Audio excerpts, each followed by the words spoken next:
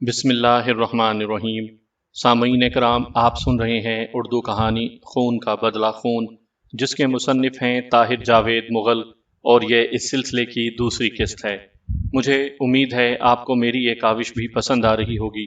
آپ نے اگر ابھی تک میرا چینل کہانی گھر سبسکرائب نہیں کیا تو ابھی میرے چینل کو سبسکرائب کر کے بیل نوٹیفیکیشن آن کر دیجئے تاکہ آنے والی ہر نئی کہانی کی اطلاع بر وقت آپ تک پہنچ سکے۔ جس روز سمر مجھ سے تھانے میں مل کے گئی، اس سے 6 دن بعد گل حسن کے دشمنوں نے اس پر ایک بھرپور وار کیا۔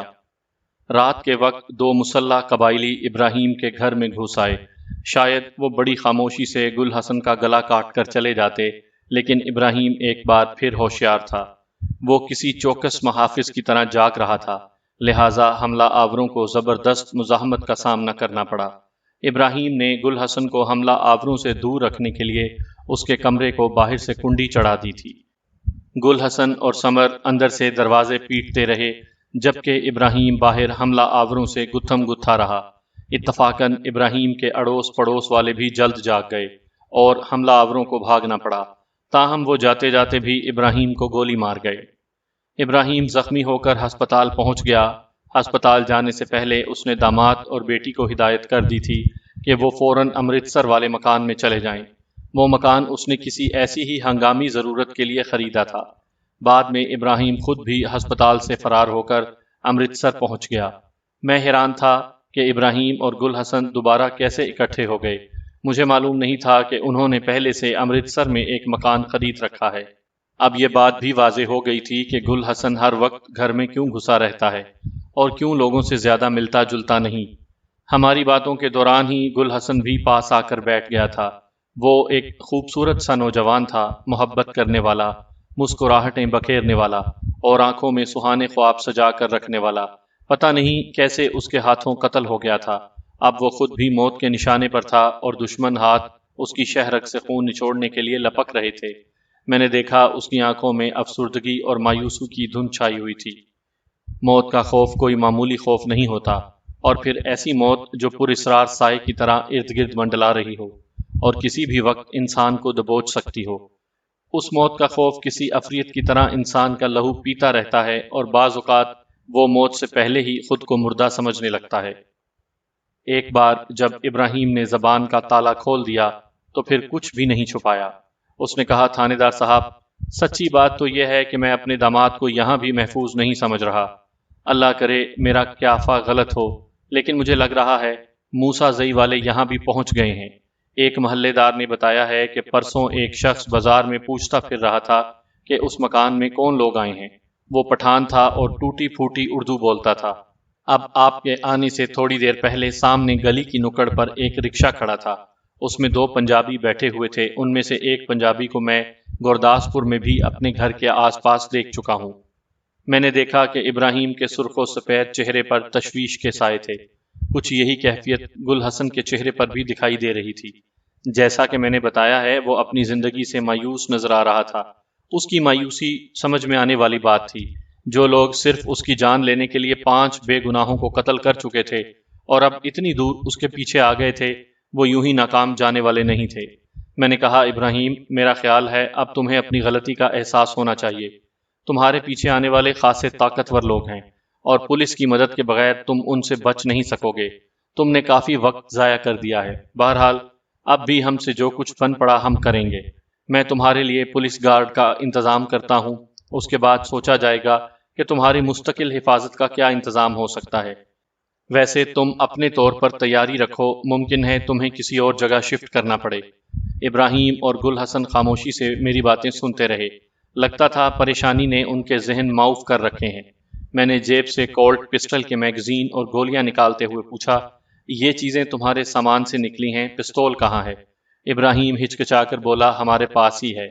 میں نے کہا، میرا خیال ہے اس کے علاوہ تمہارے پاس ایک رائفل بھی ہے۔ وہ خاموش رہا۔ میں نے اسے بتایا کہ یہ آزاد علاقہ نہیں، یہاں ان ہتھیاروں کے لائسنس ضروری ہوتا ہے، لہٰذا وہ یہ چیزیں میرے حوالے کر دے۔ اسی اثناء میں دروازے پر نازک سی دستک ہوئی۔ یہ سمر تھی۔ اس نے پردے کی اوٹ سے چائے کی پیالیاں گل حسن کو تھما دیں۔ گل حسن نے ایک پیالی واپس کرتے ہوئے پشتو میں کچھ کہا، جیسا کہ بعد میں پتہ چلا کہ جیسے اس نے کہا تھا کہ ابا جان یعنی ابراہیم چائے نہیں پئیں گے، ان کے لیے قہوہ لے آؤ۔ سمر قہوہ بنانے کے لیے واپس لوٹ گئی۔ چائے سے فارغ ہوتے ہی میں اور بلال شاہ جانے کے لیے اٹھ کھڑے ہوئے۔ میں چاہتا تھا کہ جتنی جلدی ہو سکے مقامی تھانے دار سے مل کر ابراہیم کے گھر کی حفاظت کا انتظام کر لوں۔ جب ہم ابراہیم کے گھر سے نکلے رات کے 10 بج چکے تھے۔ سردی عروج پر تھی۔ امرتسر کے گلی کوچے سنسان نظر آ رہے تھے۔ ہم نے ایک ٹیکسی روکی اور تھانے کی طرف روانہ ہو گئے۔ راستے میں اچانک مجھے خیال آیا کہ اسلحے والی بات تو درمیان میں ہی رہ گئی تھی۔ میں نے ابراہیم سے ہتھیار لانے کو کہا تھا، پھر چائے آ گئی تھی اور چائے پیتے ہی ہم باہر نکل آئے۔ میں نے سوچا کہ ٹیکسی والے کو واپس چلنے کا کہوں، لیکن پھر ارادہ بدل دیا۔ ابھی تھوڑی دیر میں مجھے ابراہیم کے ہاں واپس آنا تھا، اس وقت ان سے ہتھیار لیے جا سکتے تھے۔ ابھی ہماری ٹیکسی لونگا والی کھائی کے پاس پہنچی تھی کہ اس کا ٹائر پنچر ہو گیا۔ سکھ ڈرائیور ٹائر بدلنے میں مصروف ہو گیا اور ہم ایک دکان کے چھجے تلے کھڑے ہو کر باتیں کرنے لگے۔ بلال شاہ کبھی ڈرائیور کو کوس رہا تھا، کبھی پنکچر ہونے والے ٹائر کو گالیاں دے رہا تھا۔ دراصل اسے سخت نیند آ رہی تھی اور نیند اور بھوک تو اس سے برداشت ہوتی ہی نہیں تھی۔ دکان کے سامنے کھڑے کھڑے اچانک میری نگاہ ایک رکشے پر پڑی۔ وہ بڑی تیزی سے چڑے والا چوک کی طرف جا رہا تھا۔ رکشے میں 2 کی جگہ 3 افراد بیٹھے تھے اور ان میں سے کم از کم 2 پٹھان تھے۔ نہ جانے کیوں میری چھٹی حس کسی خطرے کا اعلان کرنے لگی۔ میں نے بلال شاہ سے پوچھا، تم نے رکشہ دیکھا ہے؟ نہیں تو، بلال شاہ نے جواب دیا۔ وہ 2-3 پٹھان گئے ہیں چوک کی طرف اور مجھے شک ہے کہ مسلح بھی ہیں، میں نے کہا۔ سکھ ڈرائیور پہیے کے نٹ کستے ہوئے ہماری طرف دیکھ رہا تھا۔ میرے چہرے کی پریشانی پڑھ کر بولا، کی گل ہے جناب، گھبرا جے گئے ہو؟ میں نے کہا، سردار جلدی کرو، ایک بندے کا پیچھا کرنا ہے۔ میں وردی میں تھا، لہٰذا سکھ ڈرائیور نے بڑے جوش و خروش سے اسبات میں سر ہلایا۔ ہم دروازے کھول کر ٹیکسی میں بیٹھ گئے۔ اپنے اوزار ڈگی میں پھینک کر سکھ ڈرائیور نے بھی اسٹیئرنگ سنبھال لیا۔ ہم تیزی سے واپس مڑے اور چڑے والا چوک کی طرف روانہ ہو گئے۔ ابھی ہم ابراہیم خان کے گھر سے 50 قدم دور ہی تھے کہ پستول کے 3-4 فائر ہوئے۔ یہ فائر میرے ساتھ ساتھ بلال شاہ نے بھی سنے۔ وہ سوالیہ نظروں سے میری طرف دیکھنے لگا۔ میں نے ہولسٹر سے اپنا ریوالور نکال کر چیک کیا۔ اتنے میں ٹیکسی مکان کے سامنے پہنچ چکی تھی۔ میرے کہنے پر ڈرائیور نے ٹیکسی روک دی۔ اس وقت خود کار رائفل کی تڑتڑاہٹ سنائی دی۔ یہ آواز بہت صاف تھی اور یقینی بات تھی کہ ابراہیم کے مکان کے اندر سے آئی ہے۔ میں نے دیکھا کچھ راہگیر دوڑ کر مکان کے ادھ کھلے دروازے کی طرف جا رہے ہیں۔ پھر مجھے وہ رکشہ بھی نظر آ گیا جو چند منٹ پہلے میں نے لونگا والی کھائی پر دیکھا تھا۔ اب شک و شبے کی کوئی گنجائش نہیں تھی۔ ابراہیم کے مکان میں کوئی گڑبڑ ہو چکی تھی۔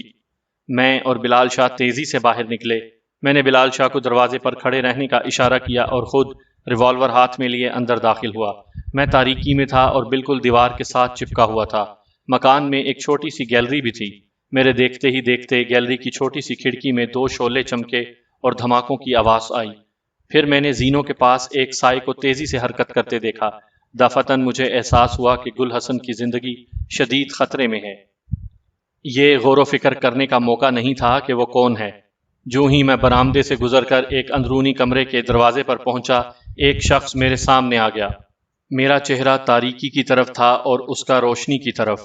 اس سے پہلے کہ وہ مجھے ٹھیک طرح دیکھ سکتا، میں نے اسے پہچان لیا۔ وہ اہل خانہ میں سے نہیں تھا، وہ بڑے سے پگڑ والا قبائلی تھا۔ اس کا چہرہ سرخ انگارہ ہو رہا تھا۔ مجھے اس کے ہاتھ میں خود کار رائفل نظر آئی اور میں سمجھ گیا کہ ابھی جو تڑ تڑ گونجی تھی وہ اسی طاقتور رائفل کی آواز تھی۔ ایک لمحہ ضائع کیے بغیر میں نے اس رائفل پر ہاتھ ڈالا اور ٹانگ کی بھرپور ضرب قبائلی کی چھاتی پر رسید کی۔ یہ بہت جچا تلا وار تھا۔ رائفل قبائلی کے ہاتھ سے نکل گئی اور وہ لڑکھڑاتا ہوا اندر کسی شیشے سے ٹکرایا اور اسے چکنا چور کر گیا۔ یہی وقت تھا جب مجھے اپنے عقب میں آہٹ سنائی دی۔ مجھے جھکنے میں ایک لمحے کی تاخیر بھی ہوتی تو ڈبل بیرل شاٹ گن کا وزنی دستہ عین میرے سر پر پڑتا۔ یہ دوسرا قبائلی تھا جو میرے برآمدے میں آنے سے پہلے ہی ایک ستون کی اوٹ میں کھڑا تھا۔ میں نے شاٹ گن کی ضرب بچا کر ریوالور والا ہاتھ پوری شدت سے اس کے منہ پر مارا۔ وہ اچھل کر اسی ستون سے ٹکرایا جس کے عقب میں وہ کھڑا تھا اور پھر ایک دم صحن کی طرف بھاگ کھڑا ہوا۔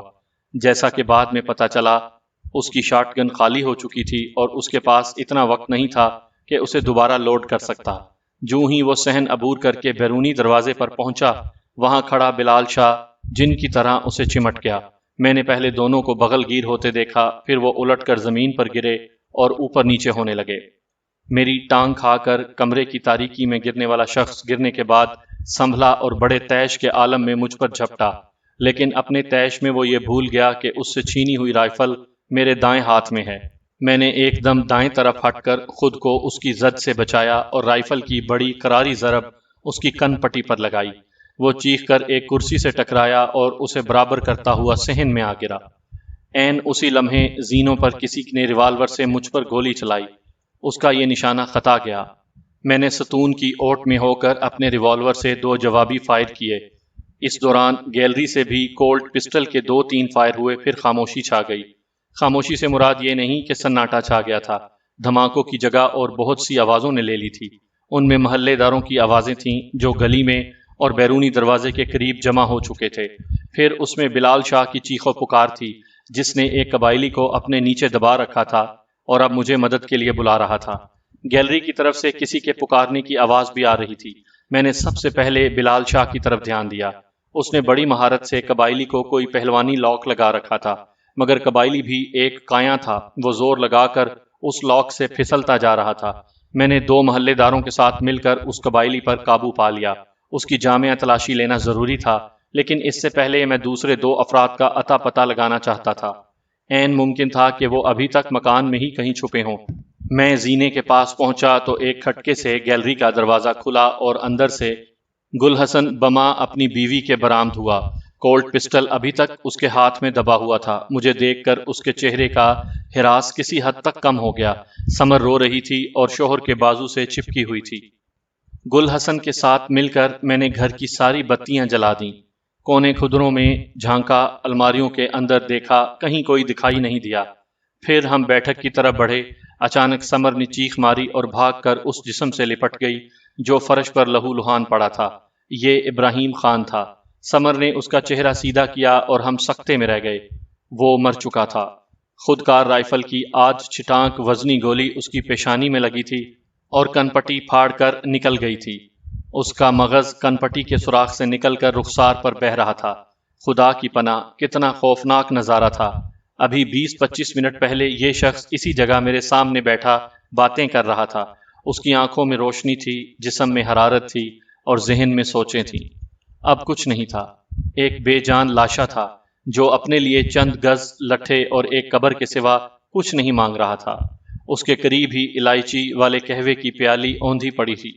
یہ قہوہ اس کی قسمت میں نہیں تھا، لہٰذا اس کے حلق میں جانے کے بجائے فرش پر بچھی دری میں جذب ہو گیا تھا۔ سمر نے اس بے جان لاشے کو اپنے بازوؤں کے حلقے میں لے لیا اور دلدوز آواز میں بین کرنے لگی۔ میں اس دلخراش منظر سے نگاہیں بچا کر بیٹھک سے باہر آ گیا۔ اب گھر کے اندر اور باہر درجنوں لوگ جمع ہو چکے تھے۔ میں نے ہدایت کی کہ سب لوگ مکان سے باہر چلے جائیں۔ لوگ باہر نکل گئے تو ہم نے گرفتار شدہ قبائلی کی جامع تلاشی لی۔ اس کے لباس سے ایک خنجر برآمد ہوا۔ اس کے علاوہ اس کے پیٹ سے کارتوسوں والی ایک پیٹی بھی بندھی ہوئی تھی۔ میں نے ایک قریبی گھر سے مقامی تھانے میں فون کر دیا تاکہ متعلقہ تھانے دار موقع پر پہنچ جائے۔ پورے گھر میں گولیوں اور کارتوسوں کے خول بکھرے ہوئے تھے۔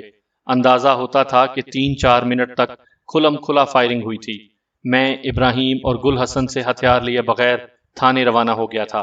اگر میں یہ غلطی نہ کرتا تو شاید ابراہیم کے ساتھ ساتھ گل حسن اور سمر کی لاشیں بھی اس چھت تلے موجود ہوتیں۔ ان کے پاس ہتھیار تھے، اس لیے وہ اپنا دفاع کرنے میں کامیاب رہے تھے۔ گل حسن نے بیان دیتے ہوئے کہا، میں ابراہیم خان کے پاس بیٹھا باتیں کر رہا تھا، اتنے میں سمر نے آواز دی۔ وہ گیلری میں اپنی چارپائی پر لیٹی تھی۔ اس نے کہا کہ اس کا دل ڈوب رہا ہے۔ جب سے چچا ابراہیم حملے میں زخمی ہوئے تھے، سمر ایک رات کے لیے بھی چین سے نہیں سو سکی تھی۔ ساری رات کمرے میں چکراتی رہتی تھی یا مصلی بچھا کر نوافل وغیرہ پڑھنے لگتی تھی۔ 3-4 مرتبہ اسے دل ڈوبنے کی شکایت بھی ہو چکی ہے۔ میں اس کے پاس بیٹھ کر ہتھیلیوں کی مالش وغیرہ کرنے لگا۔ اتنے میں نیچے فائرنگ ہو گئی۔ میرے دل نے گواہی دی کہ حملہ آوروں نے میرے سسر کو زندہ نہیں چھوڑا۔ میرے پاس بھرا ہوا پستول تھا۔ میں نے گیلری کا دروازہ اندر سے بند کیا اور حملہ آوروں کی فائرنگ کا جواب فائرنگ سے دینے لگا۔ گل حسن کے علاوہ ہم نے چوکیدار سمیت 5-6 مزید افراد کے بیان قلم بند کیے، جائے واردات کی تصویریں وغیرہ بنائیں اور مقتول کی لاش پوسٹ مارٹم کے لیے ہسپتال روانہ کر دی۔ بعد ازاں ہم نے گل حسن کا پستول اور ابراہیم کی کاربین رائفل بھی قبضے میں لے لی اور تھانے آ گئے۔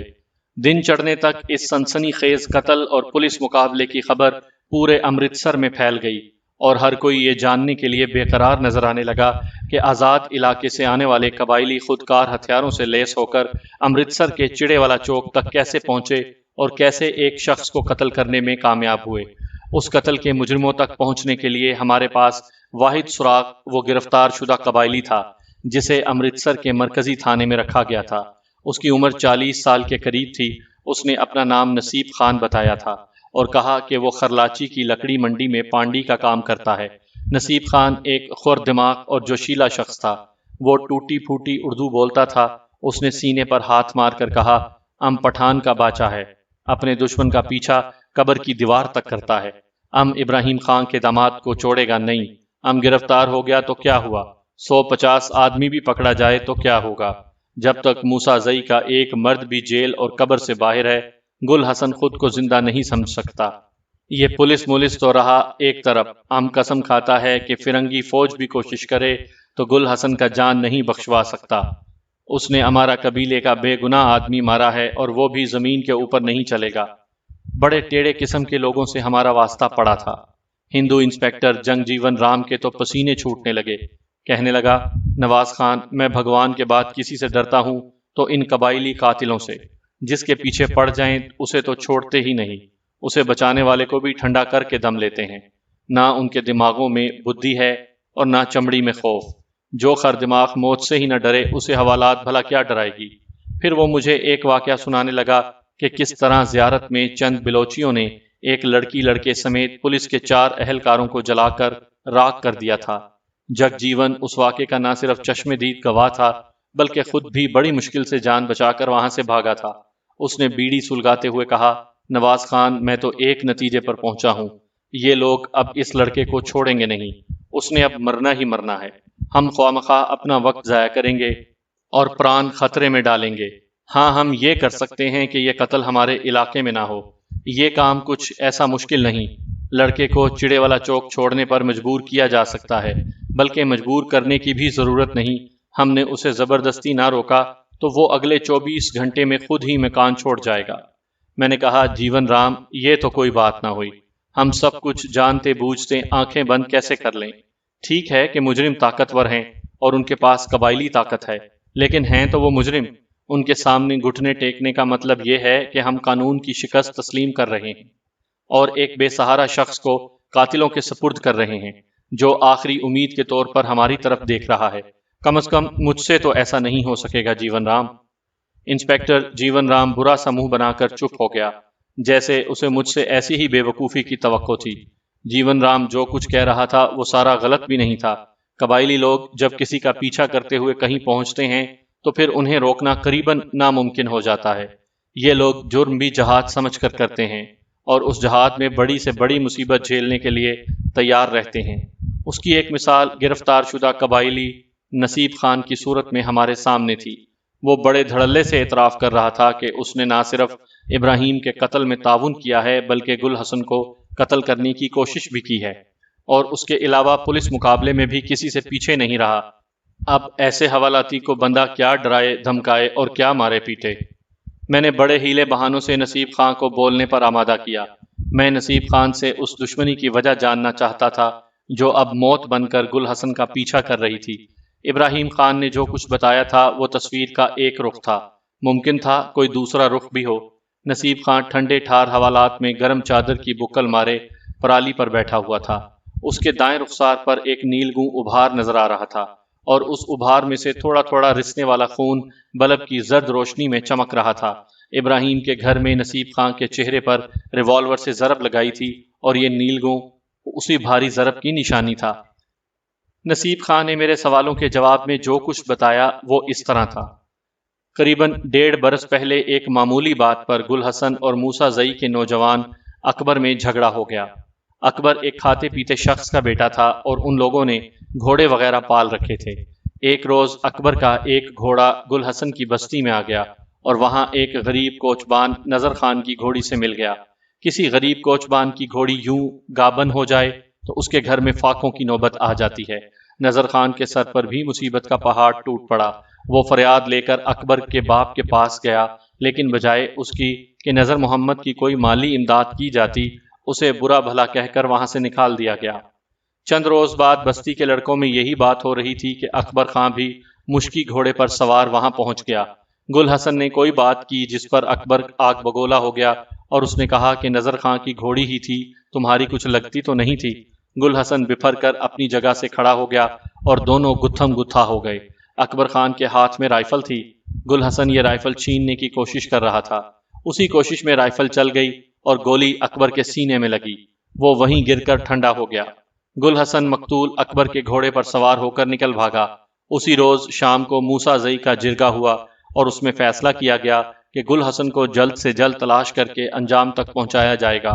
اس کے بعد نسیم خان نے جو کچھ بتایا وہ میں اس سے پہلے ابراہیم خان سے بھی سن چکا تھا، یعنی موسیٰ زئی کے سردار کا ابراہیم سے ملنا اور اس سے کہنا کہ وہ اپنی بیٹی کا رشتہ گل حسن سے نہ کرے کیونکہ اسے جلد ہی قتل ہو جانا ہے، ابراہیم کا 4 مہینے انتظار کرنا اور پھر بیٹی کے ہاتھ گل حسن کے ہاتھ میں تھما دینا، وغیرہ وغیرہ۔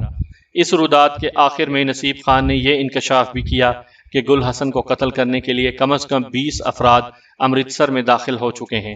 اس کے علاوہ بھی جتنے لوگوں کی ضرورت ہوگی وہ 2 دن کے اندر اندر کرم ایجنسی سے یہاں پہنچ جائیں گے۔ اس نے کہا کہ گل حسن کا مسئلہ اب پورے قبیلے کا مسئلہ بن چکا ہے اور ہر شخص یہ چاہتا ہے کہ گل حسن کا قصہ اب جلد پاک ہو۔ نصیب خان جو کچھ بتا رہا تھا وہ بہت لرزہ خیز تھا۔ اپنی 10 سالہ سروس کے دوران پہلی بار میرے دل میں ایک مایوسی سی ابھرنے لگی، جیسے واقعی ہم گل حسن کے لیے کچھ نہیں کر سکتے اور قاتلوں کے ہاتھوں عین جوانی میں زندگی سے محروم ہونا گل حسن کا مقدر ہے۔ میری نگاہوں میں سمر کی روتی بلکتی صورت ابھری اور اس کا وہ سوال میرے کانوں میں گونجا جو اس نے میرے کمرے میں بیٹھ کر مجھ ہی سے کیا تھا، انسپکٹر صاحب ہم کو ایک بات بتائیں، کیا پولیس میں اتنا طاقت نہیں کہ وہ ایک شخص کا جان بچا سکے؟ کیا کسی میں اتنا ہمت نہیں کہ ایک مجبور اور بے سہارا شخص کو مارنے والوں سے چھڑا سکے؟ کیا یہ ملک، یہاں کا حکومت، یہاں کا بڑا بڑا افسر لوگ سب بے بس ہے؟ پارا چنار سے ابراہیم کے وارث آئے اور اس کی لاش لے کر واپس چلے گئے۔ وہ گل حسن اور سمر دونوں سے سخت خفا محسوس ہوتے تھے۔ خاص طور پر گل حسن ان کے نزدیک زیادہ قابل صد نفرت تھا۔ وہ اپنی دشمنی ان کے خاندان میں لے آیا تھا اور دشمنی بھی ایسے طاقتور دشمنوں سے جن کے سامنے پیش جانی بہت مشکل تھی۔ 3-4 روز بعد میں گل حسن اور سمر سے ملا۔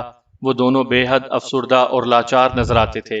میں نے ان کی ڈھارس بندھائی اور گل حسن کو مشورہ دیا کہ اس کے لیے یہاں شدید خطرہ ہے، وہ مناسب سمجھے تو میں ان دونوں کو کسی محفوظ مقام تک پہنچانے کا بندوبست کر سکتا ہوں۔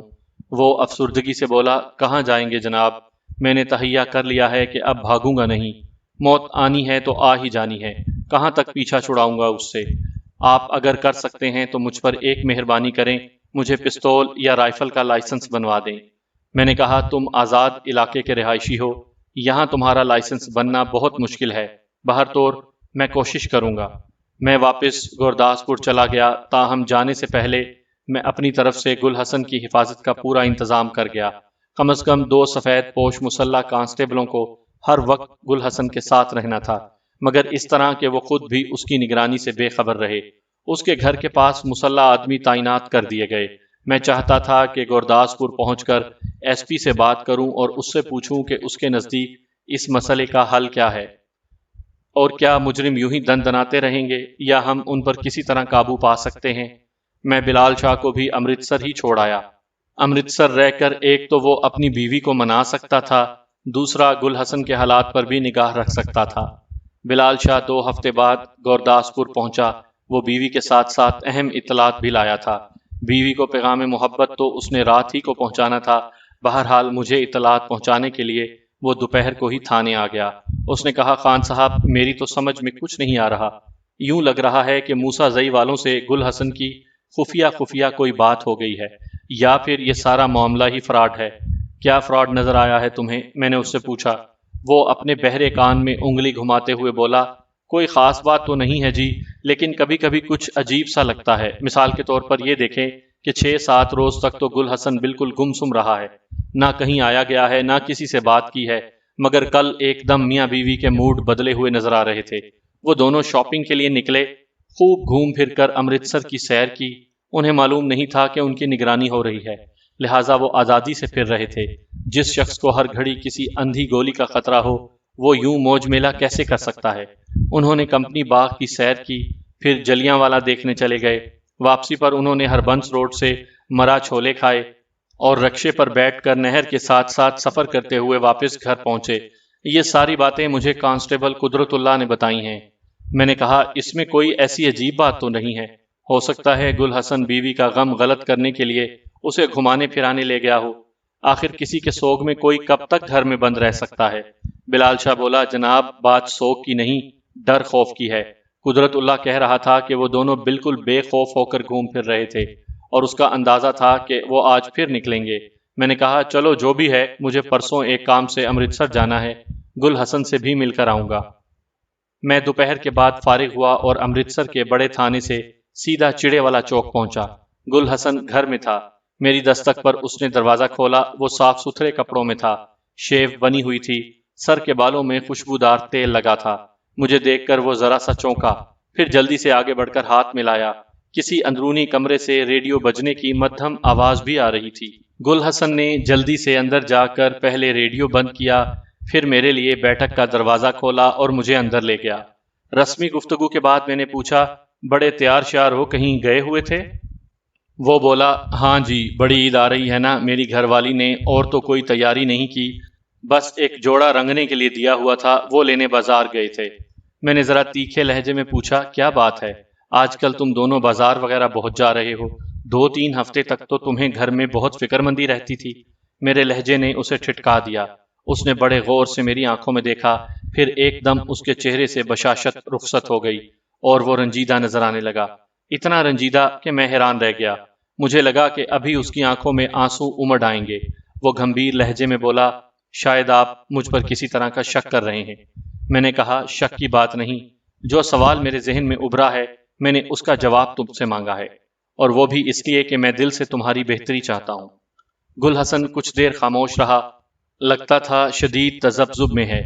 پھر وہ اٹھا اور اس نے بیوی کو پشتوں میں کچھ کہنے کے بعد بیٹھک کا دروازہ اندر سے اچھی طرح بند کر دیا۔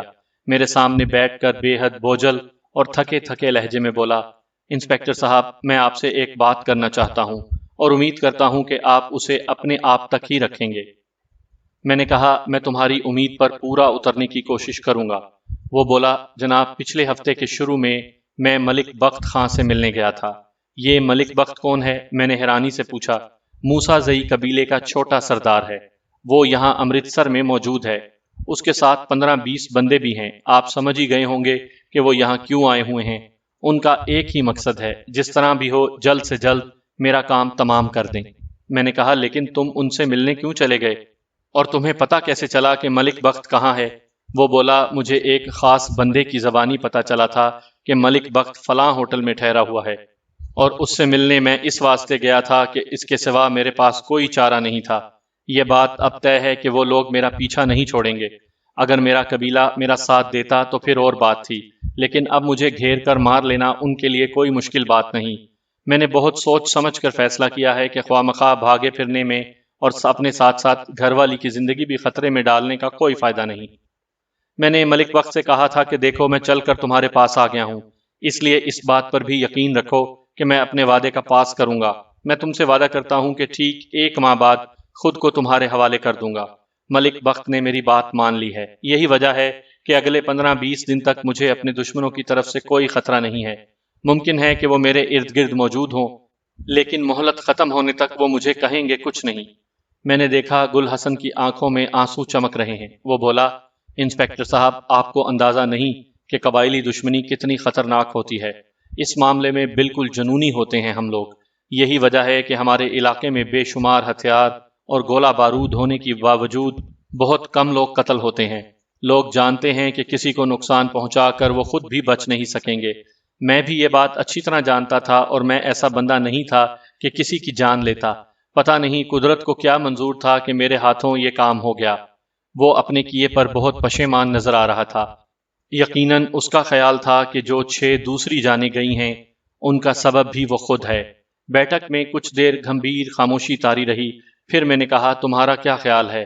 ان 15-20 دنوں میں حالات بہتر ہو جائیں گے؟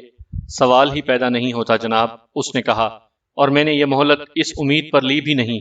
میں چاہتا تھا کہ ایک دم اس کی آواز بھر آ گئی۔ اس نے آنکھیں پھیلا کر آنسو پیتے ہوئے کہا، جب سے بیاہ ہوا ہے میں نے بیوی کو ایک دن کے لیے بھی خوش نہیں دیکھا۔ جس دن سے میرے پلے بندی ہے وہ روتی ہی رہی ہے۔ میں اس کے آنسو پونچھنا چاہتا ہوں۔ یہ چاہتا ہوں کہ جہاں اسے اتنے دن روتے ہوئے دیکھا ہے، چند دن خوش بھی دیکھ لوں، اور پھر